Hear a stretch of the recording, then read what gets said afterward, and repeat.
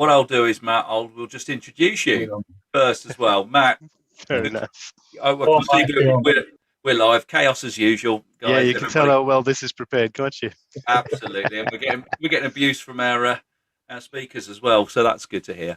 Turn left and go fast, or go fast and turn left is what Matt's going to be talking about.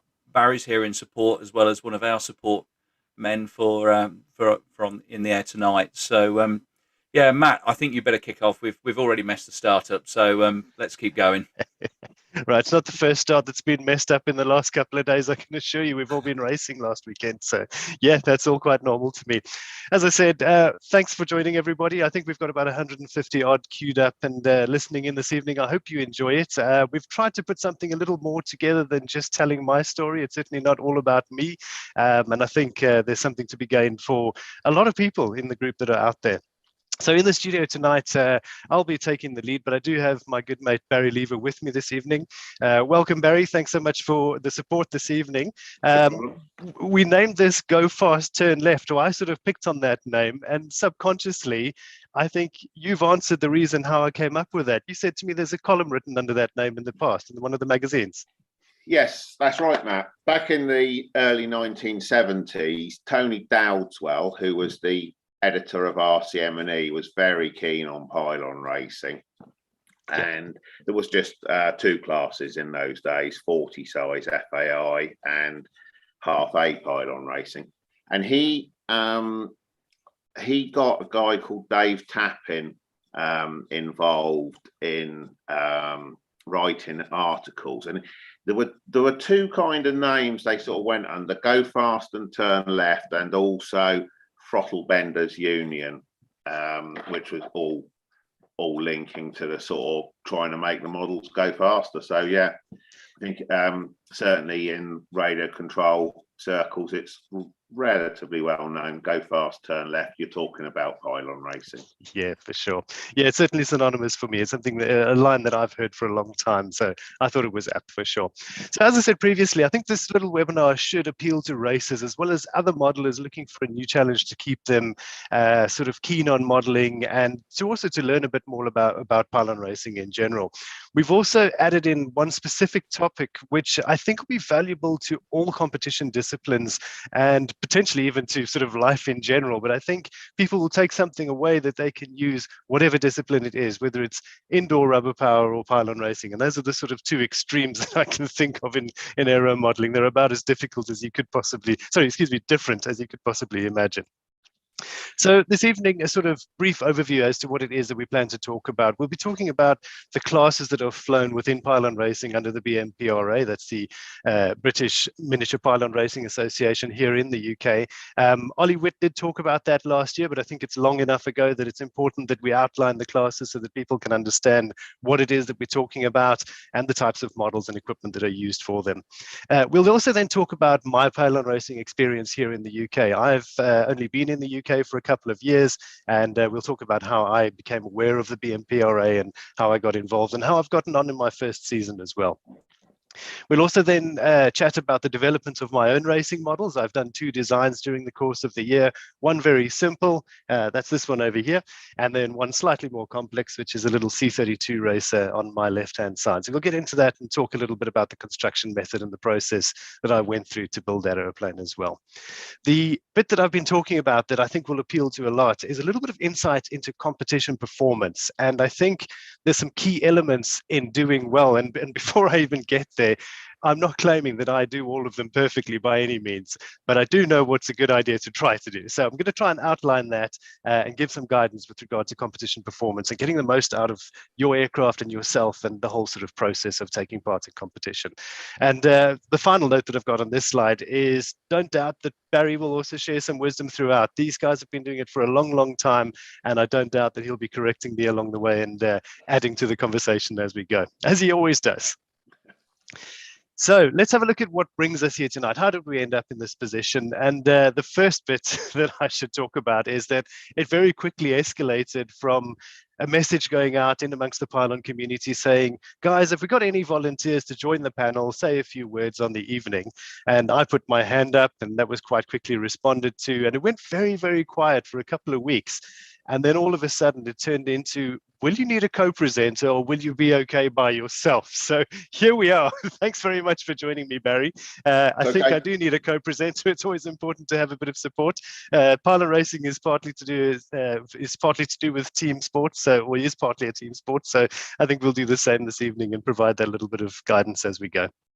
Okay, so as I said previously, it's certainly not all about me, but I think talking about my journey will hopefully be inspirational to a few other people out there, or hopefully a large number of people, to sort of take on the same journey and see whether they can make as much of it as I have, because I've certainly gained a huge amount out of joining the group in terms of friendships and experience and building models and all sorts of things. It's really done a lot for me, and I hope other people will get that same benefit as well. I think quite often modelers get stuck in a rut. I'm talking about everyday sport modelers who aren't involved in competition in any way, and having a specific task that you're trying to accomplish certainly brings a lot more to it. At the same time, it's going to improve your skills, and there's certainly loads of benefits to be had in that. If you're looking for a challenge, you're looking for purpose in your flying, and of course, if you're ready for some banter, which sort of is on the cusp of constructive abuse, then feel free to come and join us out at the Pylon course and come and join in the fun. I say that very lightheartedly. There's always a lot of banter because lots goes wrong when you're pushing the limits, and the best way to deal with it, of course, is to have a laugh about it as well. You can't take life too seriously, especially at the modeling field, that's for sure.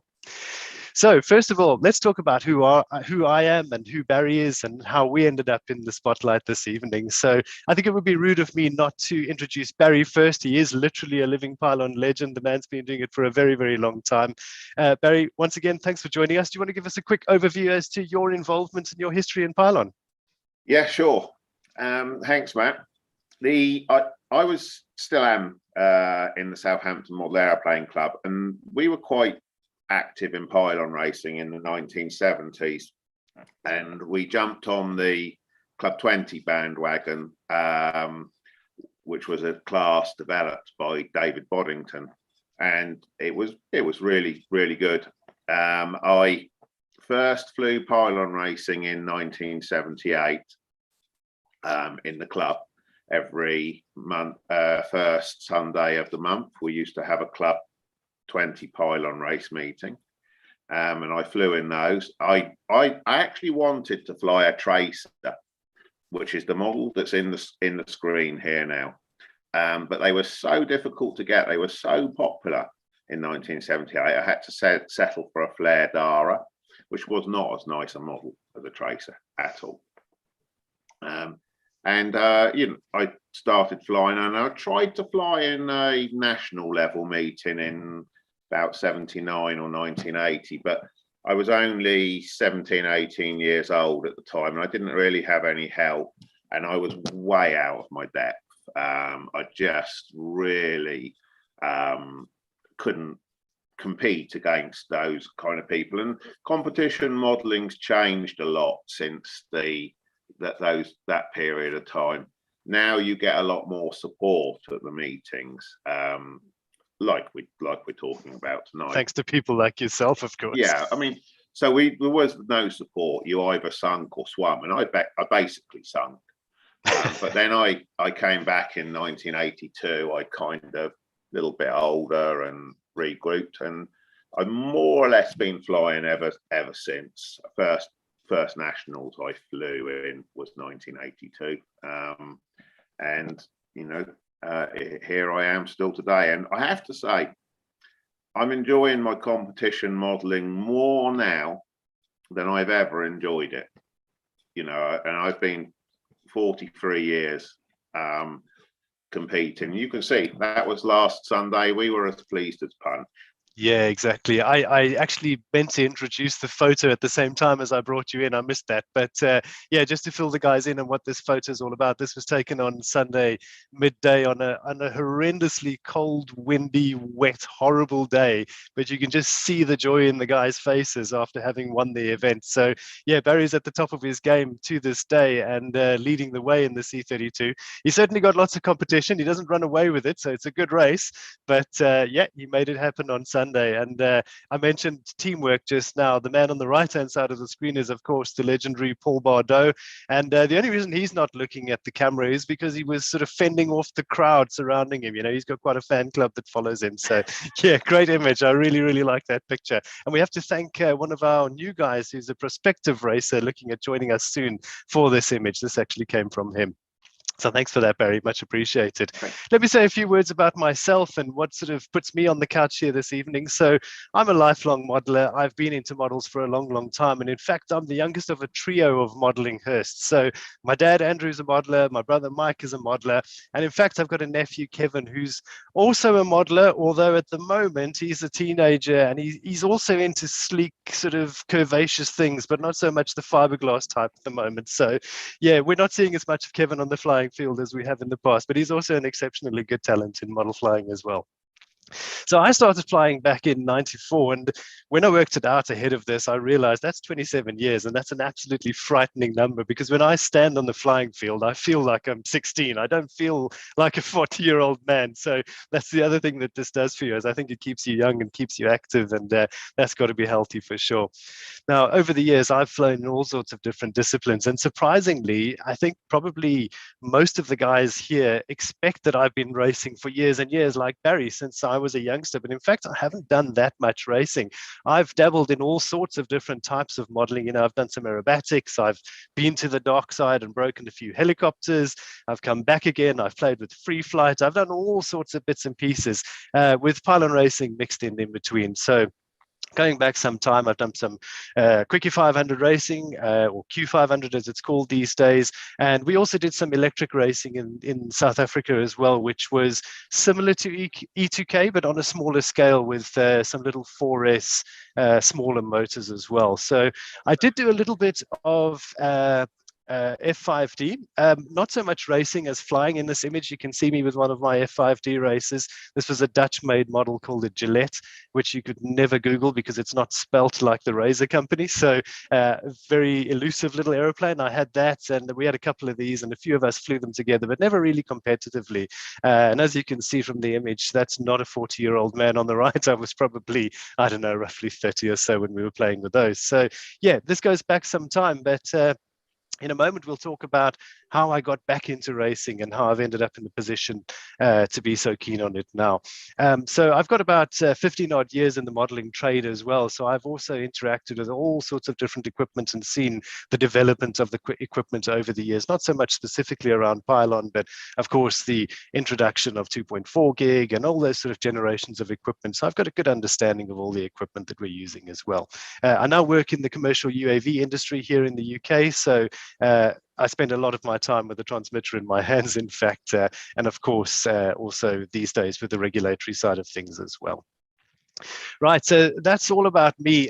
Gives you a bit of background as to who I am and how I've become sort of interested in Pylon. And I'll talk more about that just now, but I think much more exciting than me is to have a look at some models. That's what we're here for tonight as well. So these are the 4 classes which are flown in the UK. I've labeled them on the photo. It's not a very high res image, but you can certainly get an idea of sort of scale and what the models are that are being flown. And we have to thank Ray van der Klok from Holland for this image. These are his models in the picture. So sadly, I couldn't find a picture of an English group of models which were all grouped together. I thought this was a really nice picture because it literally lays out and you can see the physical size of the models in relation to each other, etc.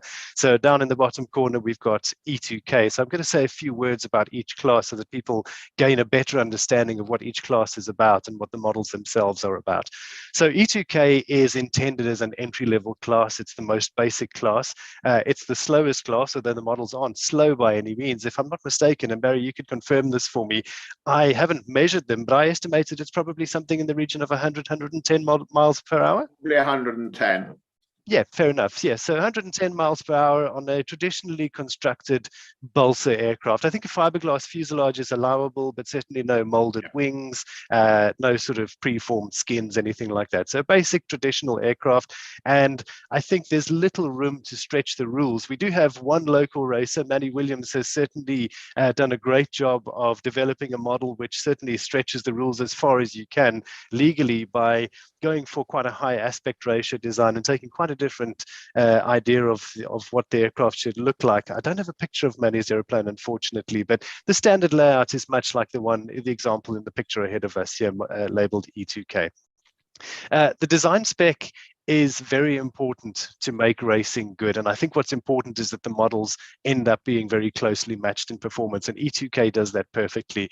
And how that happens is we've got a standardized power system. So we've got a standard motor, or there's a couple of motor options which are all equal in power. And then we have an RPM limited ESC, which I think is crucial. Barry, I think you did race without the RPM limiter initially, and that improved things, if I'm not mistaken. Yes, it started without a limiter, and then the limiter was brought in, and I think the code was done by George Shearing. Okay, nice. Yeah, so that certainly works very, very well. It levels the playing field. It doesn't mean that the models are all identical in speed, because each guy gives his own little tweak here and there to the aerodynamics, but they certainly are very, very close. And as I say, having them closely matched makes for good racing. It almost doesn't matter how fast they are. I can quote my brother here as saying you can race shopping trolleys as long as they're all the same. You're going to have a blast. So yeah, I think that's exactly what E2K does. And it's a simple enough model. It's cost effective. They're easy to get going, and they're readily available as well. We're not going to go too much into the costs and the availability and so on. We'll talk about how to find all of that out further on down the line. Let's move on to the next class now. So one step up takes us to C32, which is a glow-powered model. So this is the one on the lower right side of the image. These models are a little bit sleeker, a little bit sexier looking design, quite a bit cleaner and considerably faster as well. Again, I had to guess at the speed, Barry. I guessed at 130 miles an hour or so. Is that about right? Yeah, I'd say 130, maybe 135. Yeah, fair enough. And of course, we're talking about speeds which these aircraft are capable of in the course, making the turns. I think if you put them into a dive, they'll certainly unwind a bit more. Yeah. But again, in comparison, and to put that into sort of into context, if we compare that to an everyday sport model at the field, it will run away from pretty much anything standard out at the field. They really are quick little models. I actually had a nice little flight with mine after the event on Sunday, and it opened my eyes a bit when I put it into a dive and let it unwind. It really went well. So these aircraft are powered by 32 size glow engines, and there are only a couple of engines which can be used. The West 32 Pylon Special is the sort of most commonly used engine. It's considered to be the best engine, I think, partly because it's a little bit lighter than the other options. Performance-wise, they are very, very similar. You can also use the ASP and SC32s, although they're not made anymore, so we can't actually buy new ones anymore. There are quite a few second-hand running around, and they do perform extremely well. In fact, correct me if I'm wrong, Barry, I think Mick got a race win recently with his ASP-powered model. Yeah, he won the last the meeting before the last weekend, and he was third at the weekend. So that's proof to the fact that the ASP is in effect just as good when set up correctly and handled correctly. So the C32 really does make for extremely close racing, and experienced pilots are drawn to this because I think the model really flies well, they track well, they respond to being set up and balanced correctly. There's a lot to be gained by doing it properly, and it certainly is tough at the top, as I've found. I certainly haven't got the results to show for the effort that I've put in, or maybe that's a bad way of putting it. I haven't managed to gain the results that I'm aiming for with the effort that I've put in yet. The other thing to note, of course, is that this E2K and the C32 models are hand launched. They don't have undercarriage, and that is a small factor when it comes to choosing a teammate and getting yourself set up and ready to race. But it's certainly not a very difficult aircraft to launch. They launch pretty easily. They've got loads of power, and I think the only time you really have a problem is if the wind direction isn't ideal, as it was on Sunday. So you got to watch it then. But apart from that, if you've got a little bit of headwind, they get going pretty easily. But there's certainly time to be gained by having a decent launch, that's for sure. Now, the next step up is a big step. If we look at quarter 40, or in FAI terms, we're talking about F3T. This is at the top left hand side of the screen.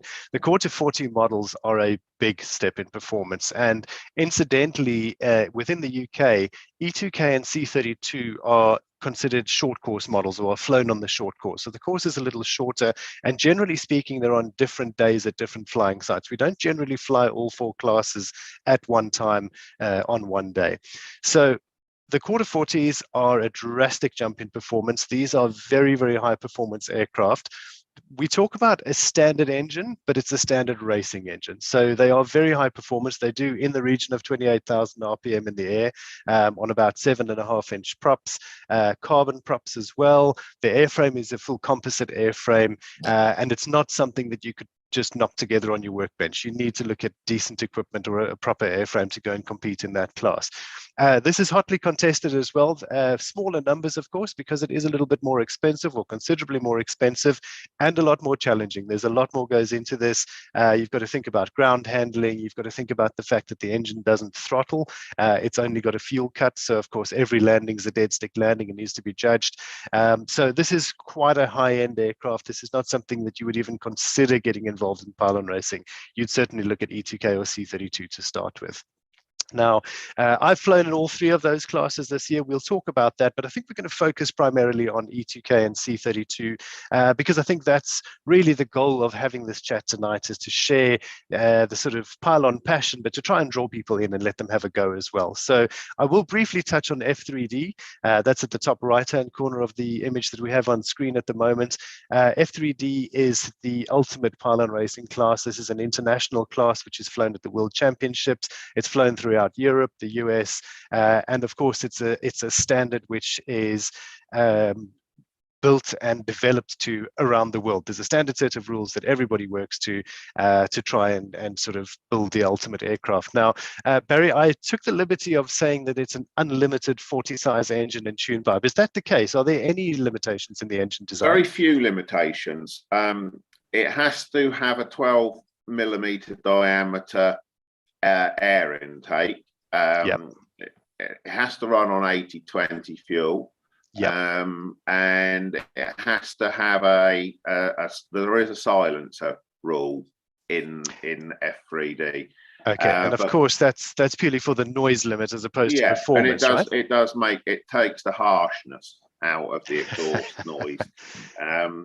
So yes, it's a pretty unlimited. You can build your own engine for that if you're capable. You can build your own engine. It's a completely thoroughbred racing class. Having said that about the engine, 98% of the competitors in the world use one engine, which is a very reliable engine. Yep. And Barry, you fall into the 2% that don't. You use a modified version of that engine, at least, don't you? Yeah. We make a lot of parts. The only parts we don't make for our model and our engine is the crankcase, the cylinder, and the crankshaft. Everything else, the piston, connecting rod, cylinder head, backplate, carburetor, venturi, we make everything. Yeah, and I think that's a big part of the appeal for yourself, and of course your teammate Nathan Attridge, who's an incredibly good pilot and very knowledgeable racer as well, with loads of experience. I think that's the big draw for you in F3D, if I'm not mistaken, is that it's just that endless desire to improve and sort of go faster, right? It is, yeah, and it's also, we learn a lot from it. Really, we'll come to it when you talk about the competition training and that kind of thing. But everything my whole profession, composites consultant, is down to pylon racing. Fair enough. I was an electrical fitter before. So it's literally been life-changing for you, Barry. Oh, yeah, very much so. Yeah. Guys, just a quick question came through here from Mark Macy. Where do you make the parts? And I think that was probably towards Barry there, but I'm sure it is, the majority of the parts we just make at home. We've got milling, I don't drive around in a very good car, but I've got some nice machinery at home. So to answer Mark's question, pretty well everything at home. Nathan and I make pretty well everything at home. Yeah, I think from outside, I've looked at the completed components and I'm not very knowledgeable on this. I know what a piston is and I know what a crankshaft is, but I couldn't tell you a tenth of what Barry knows about engines. But I tell you what, the workmanship in the parts that they produce is absolutely phenomenal. It's really something that you've got to see for yourself to believe. It really is fantastic. Now, Barry, can you just give us a little more insight into the course dimensions? I didn't have them to hand when I made these notes. So Could you just give an idea in terms of the difference between the short course for E2K and C32 and the, let's call it the long course for the Q40 and F3D? So The short course for E2K and C32, there are 3 pylons, and it's an equilateral. They form an equilateral triangle, but a very pointed equilateral triangle. And we start off at the base, and we fly up, turn left, come back down, turn left again, round the number 2, and then left again, round the number 3 pylon. Those 2 base pylons, so that's number 2 and number 3 pylons, are 40 meters apart. Then on the center line of the course, 115 meters away is the number 1 pylon. And is that the short course, Barry? That's the short course, yeah. 115. 115 meters. 115 by 40. The long course, the FAI course, is 180 meters, and it's still got the 40 meter base. Now the FAI course is 4 kilometers for 10 laps. Yeah, so it's 400 meter course. 400 meters a lap, pin to pin. The model, the model flies somewhat further than that, because for sure. And if I'm not mistaken, Barry, F3D models do shorter times than C32 models for 10 laps on the bigger course. So that sort of starts to put it in perspective. We start to realize that we're talking about 2 entirely different animals, aren't we? It's a completely thoroughbred racing machine, which is, it's very optimized for turning. If everyone looks at that F3D model, you can see it's a very high aspect ratio wing. One of the beauties of the C32 and E2K models, they've got very low aspect ratio wings. They've got very tough, easy to make wings, but they get quite a lot of induced drag in the turns, so they have to be flown smoothly. Really, it's one of the big things with the 2 small models. You have to fly them smoothly. If you don't fly them smoothly, they won't reward you with a good time. And that's experience speaking there. I'm busy gaining their skills. Coming from a fun fly background, it's something to get used to desensitize the model, and we'll get onto that a little bit later in the chat this evening. Right, so let's get back on track then. So I'm going to just bounce back a step and talk about how I got involved in Pylon and the BMPRA, and sort of where my journey started. Let's talk a little bit about that now. So I was starting from scratch. I moved over from South Africa a couple of years ago, and before I left South Africa, I basically sold off, gave away, donated, etc. Got rid of all of my equipment because I came over with a couple of suitcases and nowhere to live, so I couldn't bring any models and equipment with me. And I got to I sort of got my feet on the ground and got to a position where I decided, right, it's time to start doing a bit of flying. And for the first time in my flying career of, as I said just now, 27 years, I found myself in a position where I could decide what brands I wanted to buy. I could go any direction and do any discipline that I wanted to do. And the initial sort of instinctive thing to do was to look at fun fly. That's always been sort of the big discipline that I've excelled in and sort of really done well in over the years. And I paused and said, you know what, I've done so much of it. I'm getting too old. I can't win anymore. So there's not really a lot of points in doing that. It's not all about winning. Of course, it's about enjoying it as well. But what other challenges are out there? So I went looking for new opportunities or a new challenge to sort of challenge myself with. I did have a limited budget, of course, though. So I wasn't looking at F3D. I wouldn't have dived in that deep anyways, but I certainly wasn't looking in that direction. And I think it's roughly a year ago that the BMPRA did one of these sessions online, and I signed up and joined the session. And a charming face came on by the name of Ollie Witt. And thanks, Ollie, for restructuring my entire household budget over 2021, because he talked me into it, in effect. I wasn't talking directly to him, but he was telling me the story that I needed to hear. He introduced these classes. I saw the E2K and I thought, you know what, I can knock that together myself. It's going to cost less than a normal 40 size sport model. It's really sort of standard equipment that I'm very comfortable with.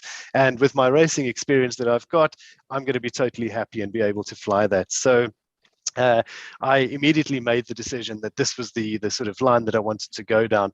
Ollie was also joined by a couple of other legends, in particular Paul Bardot and yourself, Barry. You guys were on that session as well. I could see there was a good sort of connection between the lot of you, and I just liked the vibe that came out of the session. So immediately I was sold. And to be honest with you, from the day I've sort of joined the BMPRA, the entire Pylon fraternity is absolutely incredible. I can't say enough about the support that's been provided. about the sort of banter that goes on and the positive vibes that you get when you're at the field. The guys are all there for the right reasons. Of course, the competition's stiff. Of course, they're all trying their hardest. But when things don't go right, and things do go wrong, then of course, everybody is in a line to sort of fire shots, but the guys take them with ease, and we sort of support each other through it. So I really feel that I'm part of the group now.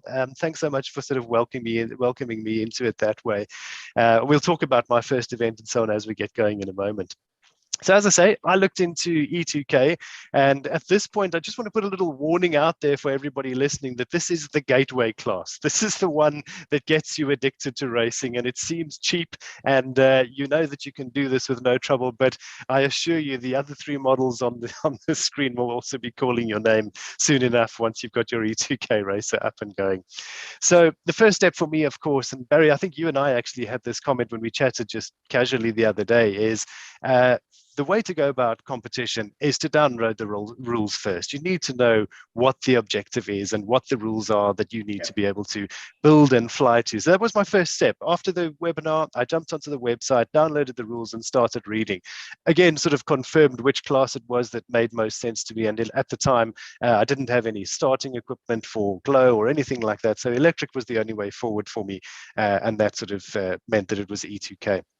In true Hurst fashion, and there's a long line of designs that would confirm this, my next step was to start drawing a plan and start building.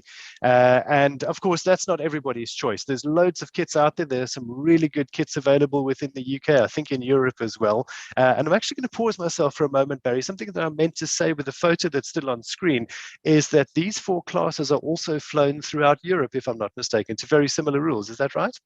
Yes, particularly the E2K in Holland is flown to very similar rules, and also in France to slightly different rules in France, but principally the same. But yeah. And then the other class, the C32, well, that's a Club 20 model, so that's flown in France and also a little bit in Holland. Fair enough. Yeah. So that sort of confirms that as well then. Yeah.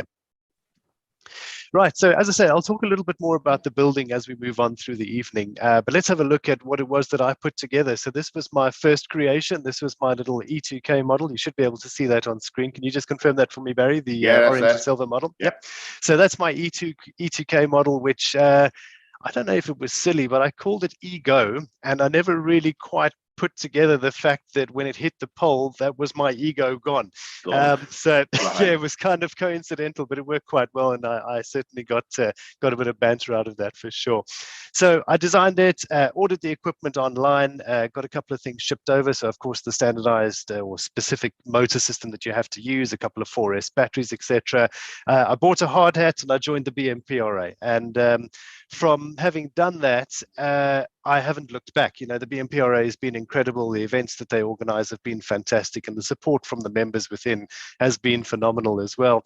I heard a little story about when I joined the BMPRA, and I think it was you, in fact, Barry, is I hadn't actually made contact and talked to anybody. I just joined online, and apparently when you saw my email address come through, you were a little bit taken back and didn't know what to make of it. I thought that was a complete worry when I read that email address. It was Matt midair. I can't remember what the rest of it was. Yeah, that's it. Oh my Lord, what have we got coming here? Yeah, so that's it. In fact, that email address comes from a slope weekend many years ago when it was a combat weekend. But yeah, it was good to hear that sort of back end banter that was happening before I'd even arrived on site. Yeah.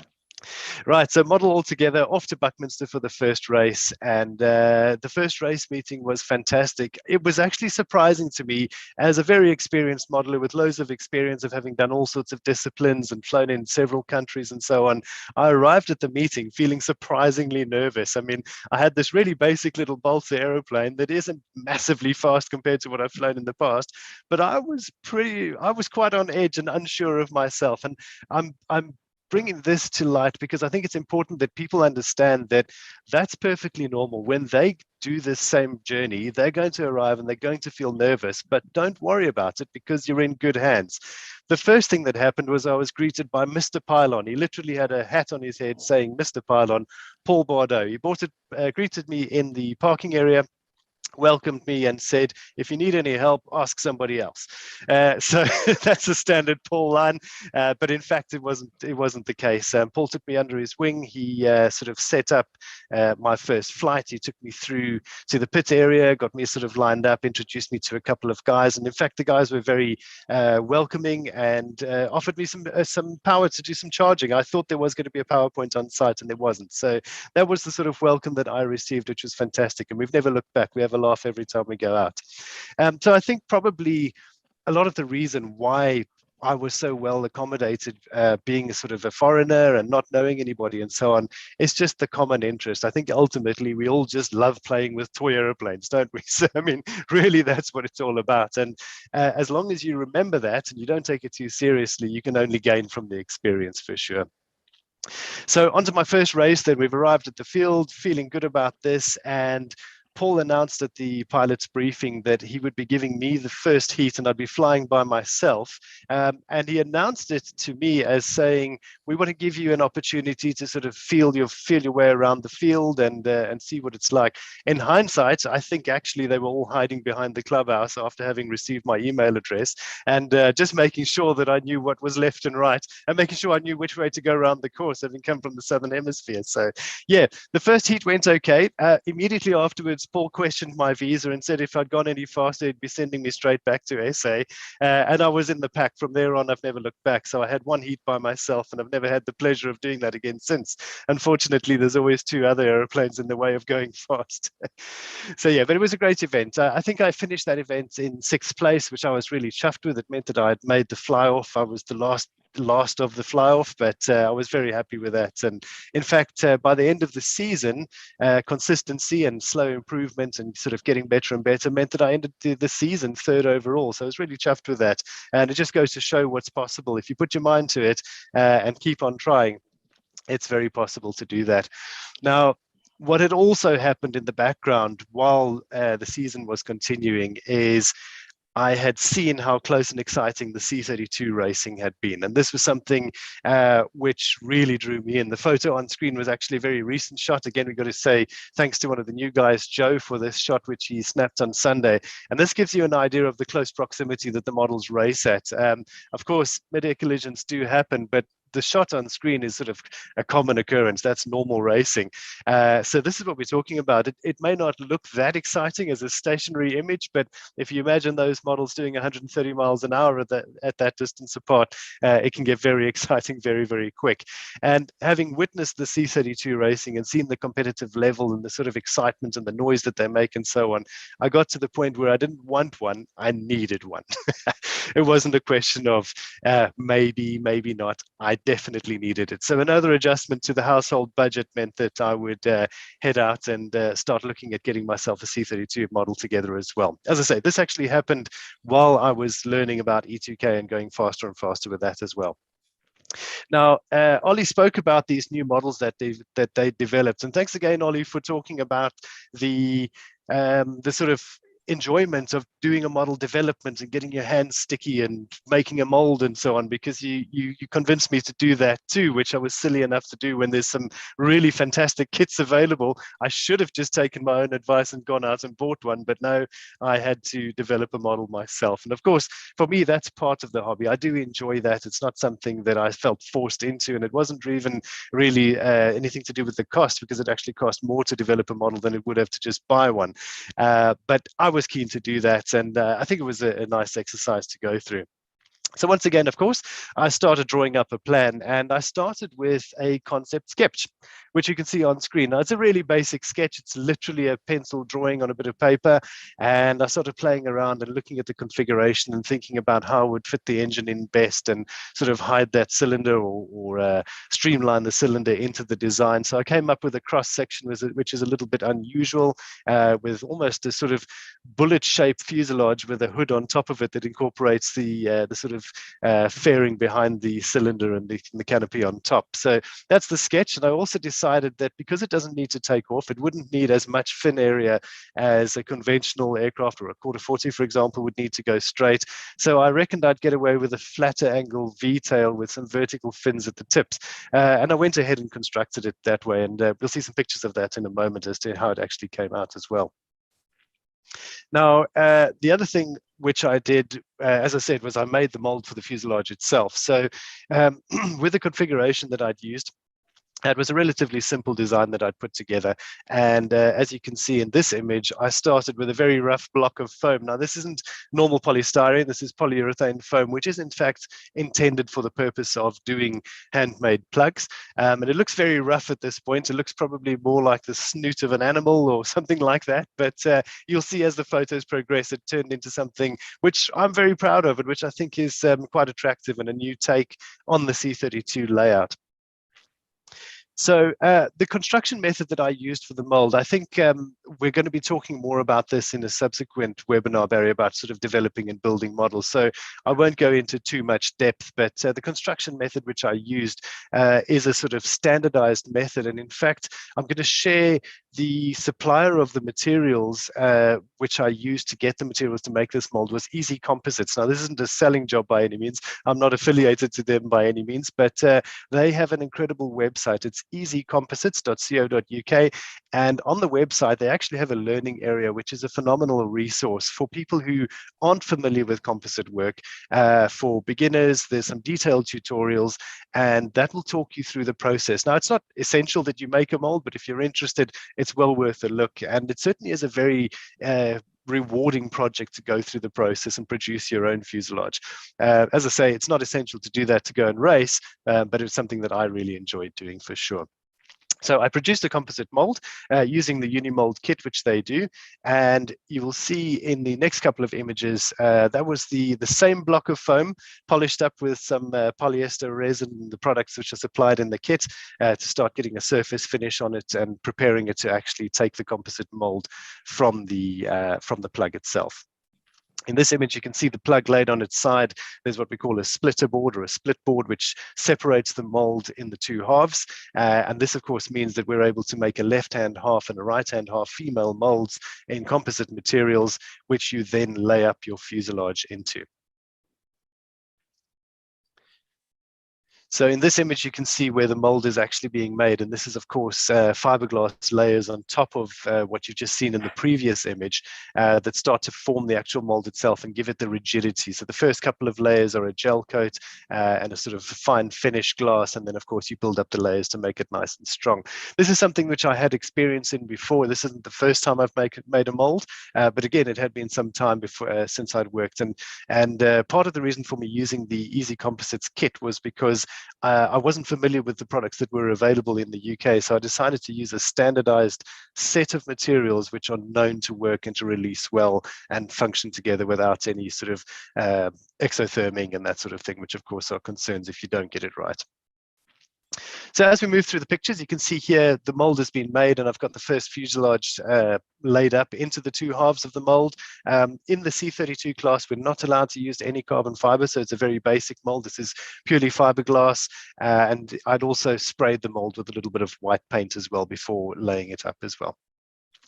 And this was the first fuselage that popped out, which I was really chuffed with. You can imagine the relief as it pops out, and a fuselage comes out instead of a few tatty bits of fiberglass. So yeah, I was really chuffed when this came out. The surface finish was good, and as you can see now, it's got quite a nice curvaceous shape to it. The nose looks funny before it's cut and before the engine's installed. You got to wonder what that sort of block is doing at the front, but that'll become evident as we move into the next image.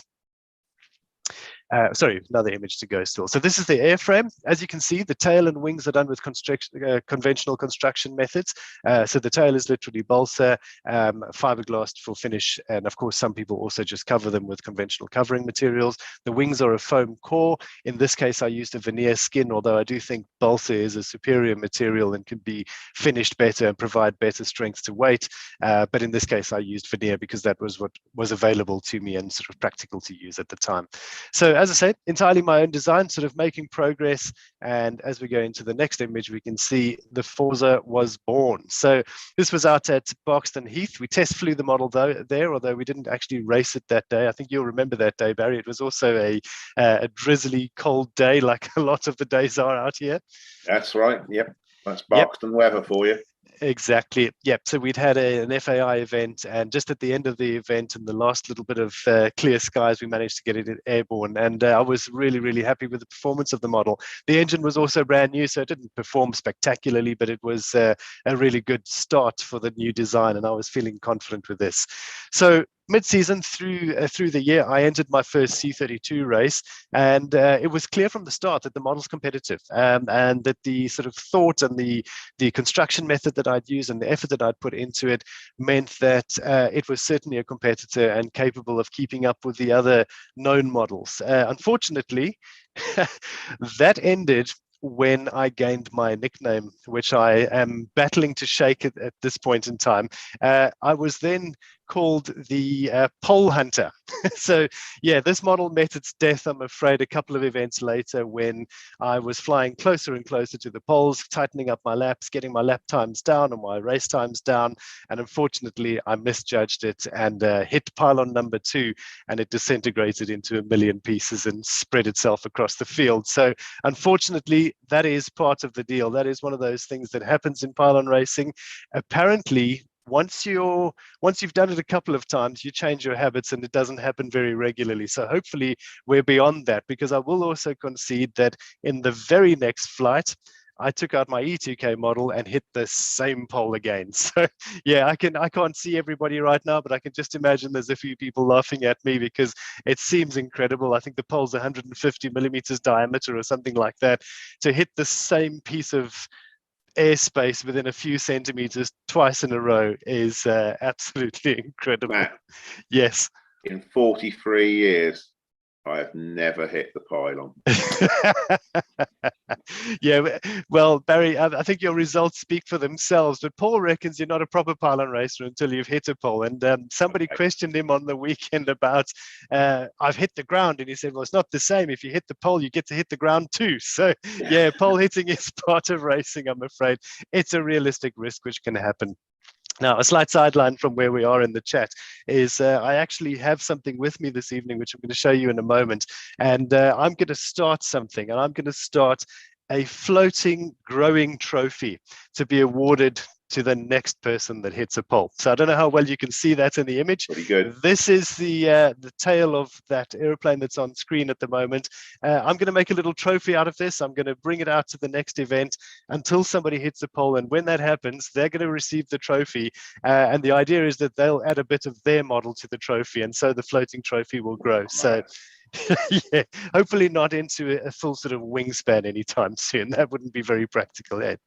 But yeah, bouncing back from that, though, there was literally no damage to any of the equipment or engines or anything like that. And I think it's not a guarantee by any means. Of course, the models are fast, and if you hit tar, for example, there's a very good chance you're going to be breaking engines and so on. But with the lightweight models, the short course models, the E2K and the C32, it's very likely that you get away with minimal damage. The ground is relatively soft in the UK as well. I didn't save the image of the one that lawn darted into the ground at Buckminster a couple of months ago, but there was one that literally stuck into the ground. But if I'm not mistaken, they pulled it out and the engine was actually perfectly fine. So I think there's a bit of a misconception to the fact that racing is all about destroying models. It is a risk, it can happen, but it's one of those things that you can also avoid by flying a little bit higher, which I've started doing since that incident. I don't know if you noticed that on the weekend, Barry. I didn't matter. I wasn't watching you when I lapped you. Yeah, fair enough. I'll take it. Right, so as you can see behind me, though, on the couch here behind me, I've got two models. So I've bounced back with two new models. That was a big push because there was 4 weeks between hitting the pole twice and arriving back on site with these two brand new aeroplanes. Neither of these existed a couple of weeks ago. So yeah, I think I'm quite proud of the fact that I managed to put those together in time. It was touch and go as to whether it would happen. And both of them were maidened on the day on Sunday past. So yeah, I'm really glad that we had a good result. I think I got a third, if I'm not mistaken, on Sunday with this one. A little bit slower with the C32, still on the back foot in terms of getting the new one set up and getting the engine going optimally, but we'll certainly be pushing the fast guys soon. Interestingly, I'll show you very briefly as well, this new model as well. Barry, you'll have to give me some guidance. I've changed to a standard tail configuration. I think you can probably see that quite clearly. Yeah, that's right. So I've changed it to a standard tail configuration. And the only reason why I've done that is not because the other one didn't perform optimally, but it's because I didn't have a benchmark to work from. So I'm quite keen to compare the two. And unfortunately, the conditions on Sunday weren't suitable to really sort of make a good estimation of the model's performance, but it certainly felt fantastic. And I think perhaps more predictable. Matt, can I interject a little bit? Just want to ask a couple of questions. There's a few people queuing up, and we're sort of well through the session as well. I just wanted to let you know that as well. But absolutely. John Mincho asks, what strength, torque, and quality of servos do you need to use in the lower classes? Mark, I would say if we talk about the E2K models, I would say what's the most important factor that I've found to be crucial is the centering of the servos. They need to be nice and accurate. So I certainly wouldn't be looking at your sort of 399 Chinese 9-gram plastic gear servos. I think we're looking at something in the region of the sort of 16, 17-gram servos. If I can say a brand, I'm going to say something like High-Tech HS81s, 85s, that sort of region. Those are ideal for both of the lower two classes, for both electric and glow. Brilliant, thank you. There's just one other comment here, which is, I mean, there's two things. One is I just wanted to put it across that when we devised this hole in the air tonight, it was all about exactly what you've just gone through, the excitement of it, and getting into something new, being introduced to something new. I'm learning new all the time by listening and being involved in this. You know, Andy Shirt's just come on, totally agree with you. His first comp was so enjoyable. Everybody was so helpful and friendly. Great experience, and can't wait for the next comp. You know, so you know, Barry and the team have got this right. You've obviously got this right, and it really is encouraging. So you know, for me, I've got a big smile on my face. I know Andy has, you know, and Andy Sefton would have done as well. You know, that was the whole point of this, is to introduce, you know, different people to different aspects of what we love. So I just wanted to get that in before, you know, we ran out of time today. So yeah, anyway, sorry, I interject, but carry on, please. That's perfect. Thanks, Mark. Right, we are winding towards the end, and I think this is the perfect moment to jump over to that topic that I spoke about at the beginning, and this is competition performance. I think Barry will certainly be able to add some details to what I've got jotted down here, but these are a few things, concepts, which I think can be used within all sorts of different things in life. But of course, I'm talking more specifically about different disciplines within aero modeling competition. And I think the key to what I'm talking about is how to do your best. It doesn't necessarily mean that you're always going to win the competition because you've followed these few guidelines or sort of considered the concepts that I'm going to talk about. But if you can get your best out of it, you should really feel proud of that and be proud of the results that you've got. I mean, I got a third on Sunday and I was over the moon with it. I know I'm capable of doing better because I made loads of mistakes. I don't do all of these things that I'm going to talk about perfectly, but I think it's certainly good information that's going to help people a lot. So the first thing, and I did mention this briefly, the first thing that I think is absolutely crucial is to read and understand the rules. If you focus on the objectives and if you understand the possible gains and losses in the scoring system, for example, I think there's a huge amount to be gained. So for example, if you're considerably quicker around the Pylon course, and let's say you're 10% quicker than everybody else out there, you shouldn't be flying right on those poles, because if you cut a corner, you've wasted the heat. You're going to get a terrible time because obviously there's a time penalty for cutting. So if you know you're faster, or as Barry was talking about, you know you're already in the lead or sort of on time, you can let off a little bit, for example. So understanding the rules and focusing in on the gains and losses, I think, is a crucial factor. Rules are quite complex in different categories, but it's very important that you understand the effect of all the rules. And if you do that, hopefully you won't find yourself in a situation where you penalize yourself unnecessarily, because that's always frustrating when you do things that you know you shouldn't do. And it's too late when it's happened. Now, the second thing that I've got listed is preparing your equipment properly. And because reliability is key, you need to have the model set up correctly, first of all. And of course, if you're unsure of that, feel free to ask for help. And I don't just mean ask me, ask whoever's there who you can see is more capable and more experienced to be able to give you guidance. Barry and I were chatting recently and saying that there are no secrets. We've got one of the new guys who've just come in. He was out there on Sunday and he said to Barry, if you don't mind telling me this or that. And I heard Barry saying to him, there are no secrets. We will tell you everything we can to do our best to help you. So please feel free to approach myself or anybody else who you feel is capable of offering you more guidance. Reliability is key. If the model fails and doesn't start, or the batteries are there's a bad connection on the batteries and you don't start for whatever reason, etc., then obviously you're going to be feeling the penalizings of that. Now, the next point I've got is to practice standardized procedures. So when we go from sport flying to competition flying, there's immediately a time pressure. There's always some time frame for the start, for the launch, for the sort of takeoff, etc. And to be prepared for that and have everything, all your ducks in a row and everything working as it should, it's important to practice standardized procedures. So things like fueling up, charging of batteries. You can't just throw all your batteries into a box. You need to have them labeled and know that number 1, 2, 3, and 4 are all charged. I've used number 1. I'll be using number 2 next. For example, you won't find yourself on the start line with a flat battery accidentally if you start to put procedures like that into place. Things like transmitter settings, having all the switches in a standardized pattern across all your models so that you know where high rates and low rates are. Those type of things. The standardized procedures, I think, are very crucial. That way you have less variables, less room for mistakes. The other thing, talking of mistakes, is that it's very important to analyze your mistakes because, of course, we all make mistakes. It's going to happen however hard we try. Analyze your mistakes. It may be frustrating. It may take some time to get to the bottom of the problem, but try to learn from them and not repeat them. So I'm not talking about, well, maybe I shouldn't talk about polls, but I was going to say I'm not talking about things like just looking at how slow your times are. I'm talking about consistently cutting the same pylon, for example. You need to adjust to that and learn from it and fly comfortably wide of that pylon to be sure that you're not losing that time and wasting those heats. So analyzing mistakes is absolutely important. I think it's really one of those key things for sure. Keeping track of the competition during the course of the day, also crucial. You don't want to find yourself ending up rushing out and unprepared for your heat. That all leads to mistakes. That pressure of the sudden, oh, I need to grab my batteries. You grab the wrong one, you run out and the battery's not charged. So keeping track of the competition, knowing when you're up, being prepared is absolutely crucial. And that's something that I see happening a lot. People seem to be getting better and better at it when they start to identify that issue for themselves, but that's certainly a factor for sure. Teamwork is the next one, and there's only a couple more here, but teamwork is the next one. I think let's move on to, I think I've got an image for teamwork. This is a great image from the weekend of Mick and Mike starting a model.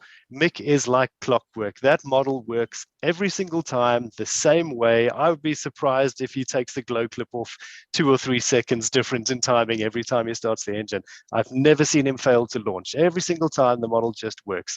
So that sort of teamwork, if you can ideally try to use the same caller all the time and try to sort of develop a bond which makes you work as a team. And again, standardize the communication so that there's no risk of miscommunicating. If you've got a standard sort of procedure and a standard thing that you say and a sort of process you go through, you're pretty much guaranteeing that you won't make mistakes through that process. Obviously, practice makes perfect. You have to practice. You can't arrive like me with a brand new model and expect to do well. You've got to get out there and practice. You've got to get it set up. The more you practice, the more you're going to come across these problems before competition day, and that way on competition day, you'll shine. And then finally, the point that I've got here, and this is actually, I've got another photo to emphasize this point, is that consistency is as important as speed in Pylon. Now, this is a photo of my Q40 model at the British Nationals. I was very proud of this. I scored a 2nd place. But in reality, I was nowhere near the 2nd fastest pilot out there. My model worked every single time. I did go quicker and quicker from heat to heat, but I never missed a heat and we never didn't start. I think there was only one other person who got that right, and that was the guy who won. He went faster than me and got all of these other things right. So it's sort of evidence to the fact that using these techniques and thinking about these things can lead to success for sure. And then the final point that I've got here, and I think this is absolutely crucial, is that you must enjoy yourself. You can't go out there and think that this is the end of the world and life depends on it. If you're not enjoying it, you're doing it wrong. You're either in the wrong class, or you're in too deep, or you're overcommitted, or whatever it is. But take a step back and go back to that first day you arrived at the field and you had a giggle at the same time as doing your best. Matt, right? Matt, yes, fantastic. That was wonderful, and I do agree with all your points on competition. And the last one I think is the most poignant. Enjoy it. Yep, absolutely. You know, if you don't enjoy it, you're absolutely right. Do something else. That's what it's all about. And that it's really good. Most of the questions, you'll be pleased to know, have been answered by Mr. Ellison and Barry via typing. So you've got a few thanks to put out there. Otherwise, I think we might have been here all evening. So some wonderful answers have come out. So if anybody wants to see the Q&As, they can actually see them as well. Yep. You can actually read those. Barry, what would you? I know you were trying to get in a little while ago, just to say something. Yes. What I wanted to say to everyone who's watching, and probably a lot of people who are watching who are not competition modelers, but that same kind of philosophy, if you're sport flying, of just being prepared, and let's say you're not a very good pilot, but to beginner or someone who's not very confident, have everything well prepared. It means that you don't get stressed before you fly, and also having a flight objective before you go out. If you've only just gone solo, you have a flight objective. You think to yourself, well, in this flight I'm going to do so and so. That there's some very talented pilots who you can see that they just fly absolutely ad lib. But if you're just beginning, it really helps if you prepare and have your equipment set up nicely, and you'll get much more out of the hobby. You won't be crashing models and bashing them up and all of that kind of thing. You'll get to enjoy the hobby more, whether it be flying a small, slow indoor radio model or a 200-mile-an-hour Pylon racer. So that's what I wanted to say. Yeah, words of wisdom. Well, thank you, and Jonathan Robertson thanks you for that as well. He's just saying great advice there, Barry, and Steve Heathcote just saying fantastic webinar. So brilliant, Matt. That was really, really, really good, and everybody's enthralled. Everybody's still in the room. I think we've lost about three or four people over the session. So that is really good. Mark, apologies for dragging it out so long. No. I didn't do sort of a run through beforehand. I just put notes together, and it's normally too short. So everybody's happy, and you know what happens if you run over and you've still got content left. You have to come back again and do another session. So there is a little bit more there. If I could just take one more minute, I think something that is of value to these people and to a lot of the people out there is just 5 top tips for newcomers getting into this, and I'll run through this very briefly. The first one is visit an event and see it for yourself and get involved. We always need volunteers to do lap counting, etc. So come out and see it for yourself. Don't be shy. I think I've actually got an image for that as well. We've got a nice E2K start there that sort of gives you an idea of the vibe of the action at the field. Choose a class that suits you. Don't dive in too deep. So don't be shy of starting with one of the entry-level classes. They are the ones with more entries. So you'll probably be racing somebody who's your speed, whether it's the quickest or the slowest guy. The third one is buy a second-hand model and get going cheap and quickly. Don't fret about the quality of the model and the finish and so on. Just buy something and get out there and get involved. You won't regret it for sure. Second last one is rope in a friend so that you can learn as a team. If you can do it as a sort of pair, that's absolutely ideal, because that way you can learn together, support each other, and always have a helper on hand and follow those steps that we spoke about previously. And finally, this is a personal one for me, mind the poles. Polaxed again. Barry, just a quick one. Would you like to just set out what we're doing next week, just for those people who are still in the room, before everybody starts to run off and go for their dinners? Yes, next week we are doing control line speed, control line open speed. We're going to be concentrating on some of the smaller introductory IC classes, 21N, 12 and Formula 21 with Dick Hart. Basically, we'll be open to any questions about control line speed, but that will more be to those smaller classes and pulse jets. I fly pulse jets with Dick, and that's the other thing that I'm flying. I've never flown so many competitions in 1 year as 2021. I've done all of the Pylon race meetings and I've done all of the control line speed meetings, and so we'll be talking about that.